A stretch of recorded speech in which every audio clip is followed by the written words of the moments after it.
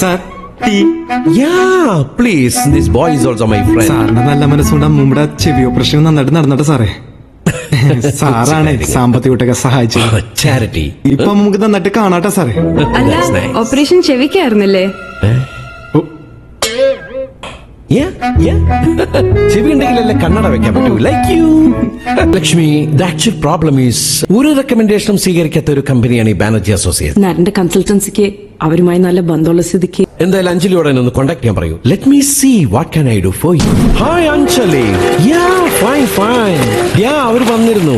ഈ ബാനർജി അസോസിയേറ്റ്സിന്റെ ഉടമ സുനിൽ ഷെഡ്ഡി, അല്ല സുനിൽ ബാനർജി എന്റെ ഒരു ഫ്രണ്ടാണ്. നല്ല പഴക്കമുണ്ട് ഞങ്ങൾ തമ്മിലുള്ള ബന്ധത്തിന്. ആളെന്റെ കയ്യിൽ തന്നെയുണ്ട്. ഞാൻ ആളെ ഒരുപാട് ഉപയോഗിച്ചിട്ടുള്ളതാണ്. പക്ഷെ ആളിപ്പോ കുറച്ചു ലൂസാ. No no no no no, ഞാൻ പിഴിഞ്ഞെടുക്കും.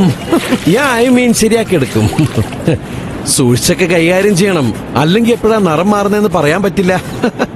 പുള്ളി കേൾക്കാതെ ഞങ്ങൾ വിളിക്കുന്നതേ അകത്തളത്തിൽ ആശ എന്നാണ്.